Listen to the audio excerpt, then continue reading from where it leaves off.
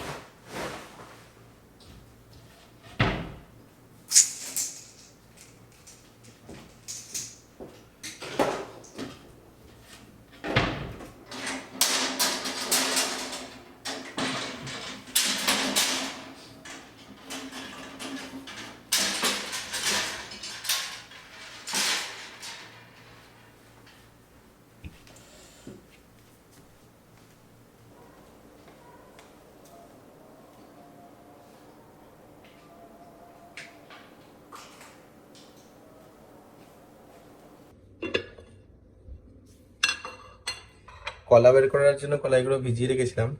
এইটা তো ভিজেছে কিন্তু এখনো কলা বেরোয়নি ভালো করে, কিন্তু এইটাই খুব সুন্দর কলা এসে গেছে। আমি আরেকটু বড় করার জন্য রেখে দেবো, একবার ধুয়ে আরেকটু বড় হওয়ার জন্য রেখে দেবো। এটাকেও একটু জলটা পাল্টে দেবো, দিয়ে আবার রেখে দেবো। নাস্তায় খুব ভালো লাগে এইগুলো খেতে।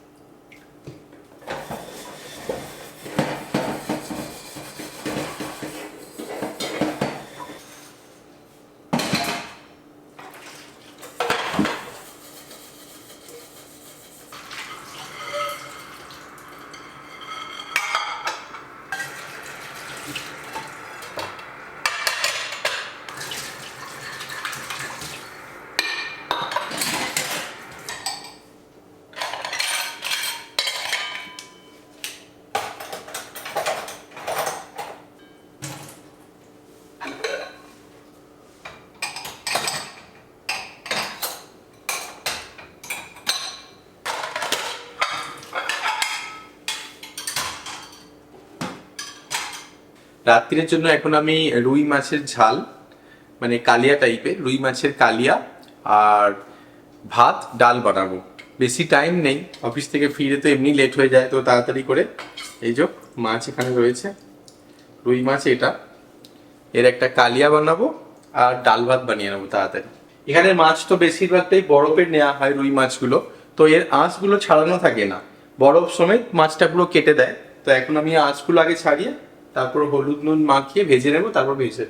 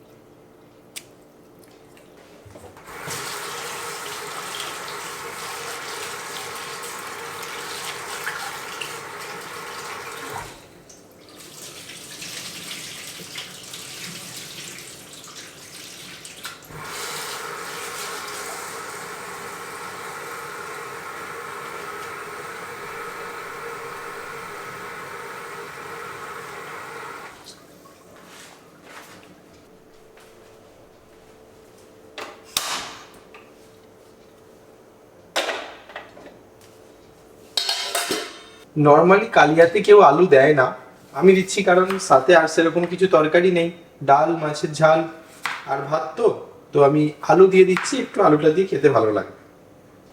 সরু সরু করে আলুগুলো দেবো, তাড়াতাড়ি ভাজা বা সেদ্ধ হয়ে যাবে। একটু লম্বা লম্বা করেই দেবো।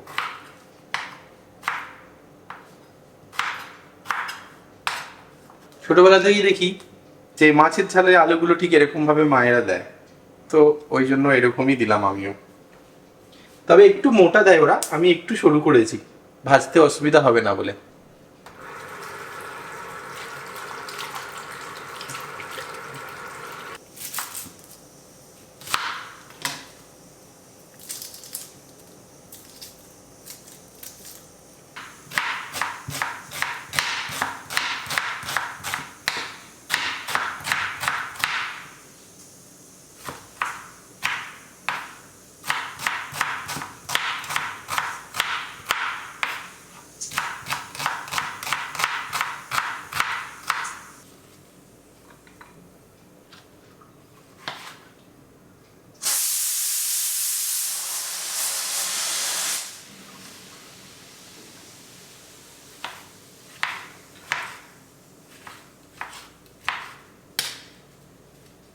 কালিয়াটা বানানোর জন্য উপকরণগুলো সব আমি জোগাড় করে নিয়েছি।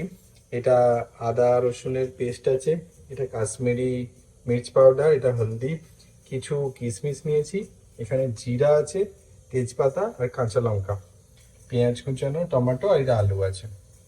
তো খুবই সিম্পল একদম মশলা দিয়ে আমি বানাবো আজকে, এক্সট্রা সেরকম কিছু দিয়ে দেবো না। ভাতটা ফুটছে, আর একটু হয়ে গেলেই নামিয়ে নেবো। ডাল এখানে সেদ্ধ করে নিয়েছি।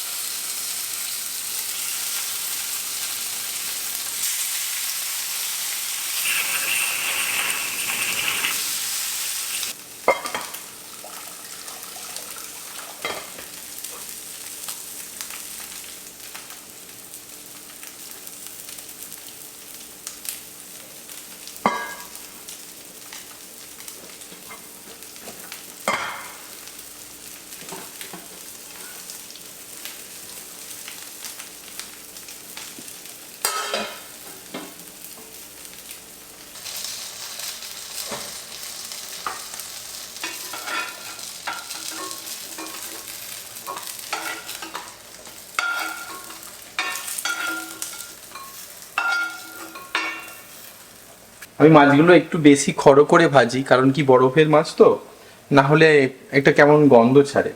এবার আলুগুলো দিয়ে দিই।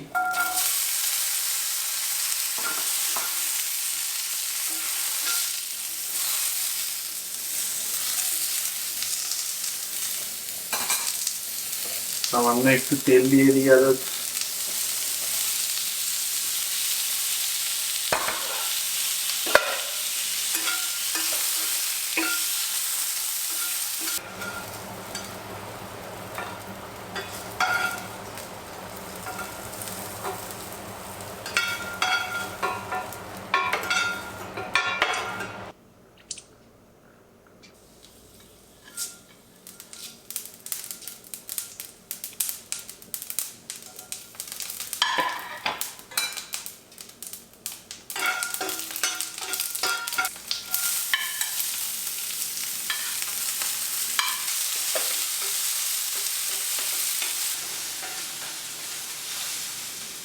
এটা হলদি আর লঙ্কা যেটা ছিল ওটা একটু তেল আর জল দিয়ে একসাথে মিক্স করে এরকম লিকুইড বানিয়ে নিয়েছি। না হলে শুকনো শুকনো দিলে কি হয়, জিনিসটা একই, শুকনো দিই আর লিকুইড দিই, কিন্তু শুকনো দিলে দেওয়ার সময় উড়ে আর চোখে নাকে ঢুকে প্রচণ্ড অসুবিধা হয়, কিন্তু এরকম লিকুইড করে নিলে ব্যাপারটা অনেকটা ইজি হয়ে যায়। লঙ্কা গুঁড়ো আর হলুদ গুঁড়োর লিকুইডটা দিয়ে দেবো। খানিকক্ষণ এটা গরম হয়ে গেলে, একটু ভাজা ভাজা হয়ে গেলে লঙ্কা হলুদটা, যখন গন্ধটা একটু কেটে যাবে লঙ্কা হলুদের, তখন টমেটোগুলো দিয়ে দেবো।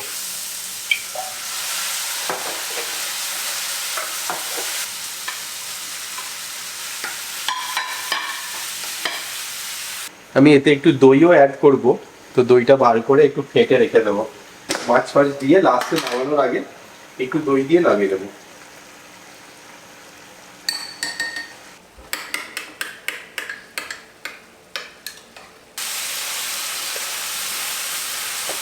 এতে এবার আমি অ্যাড করে দেবো একটু চিনি। চিনিটা মিষ্টি হওয়ার জন্য না, মানে স্বাদটা একটু ঠিকঠাক হবে বলে ব্যালেন্স করার জন্য চিনিটা দিলাম জাস্ট। আর দিয়ে দেবো কিশমিশগুলো আর কাঁচা লঙ্কাগুলো।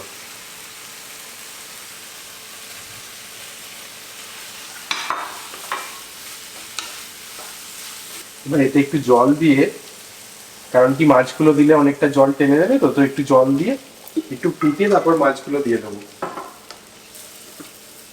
জলটা দেওয়ার পর নুনটা একটু চেক করে নিতে লাগবে, কারণ অনেকটা জলের জন্য একটু বেশি করেই নুন লাগে। জলের মধ্যে ডুবিয়ে দেবো মাছগুলো, তাহলে সুন্দর রসটা ভেতরে মাছে ঢুকে যাবে আর কারিটাও একদম শুকনো শুকনো হয়ে যাবে। দইটা আর একটু পরে দেবো, কিছুক্ষণ ঢাকা দিয়ে দিই 5 থেকে 7 মিনিট মতো,